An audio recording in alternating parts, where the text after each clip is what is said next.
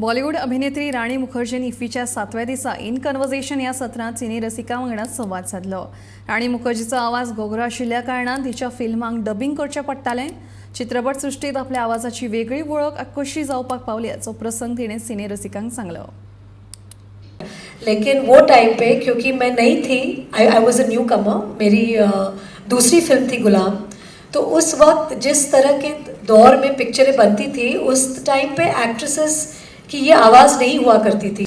तो उस वक्त एक उनको लगा था कि क्योंकि ऑडियंस को शायद एक्सेप्ट नहीं होगी, तो उस समय कलेक्टिव डिसीजन था, आमिर ने लिया था, विक्रम भट्ट ने लिया था, मुकेश भट्ट जो प्रोड्यूसर थे उन्होंने कलेक्टिवली डिसीजन लिया था कि शायद ऑडियंस को मेरी आवाज़ पसंद नहीं आएगी, और क्योंकि मैं न्यू कमर थी उनको रिस्क नहीं लेना था।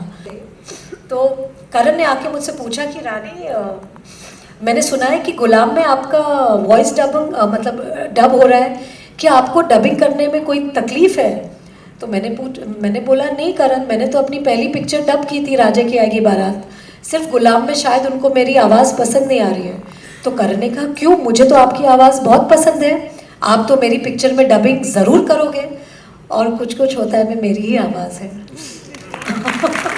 तो मैं करण को भी धन्यवाद देना चाहूँगी कि अगर करण भी वही माइंडसेट लेकर आते तो शायद आप तक मेरी आवाज़ नहीं पहुँचती।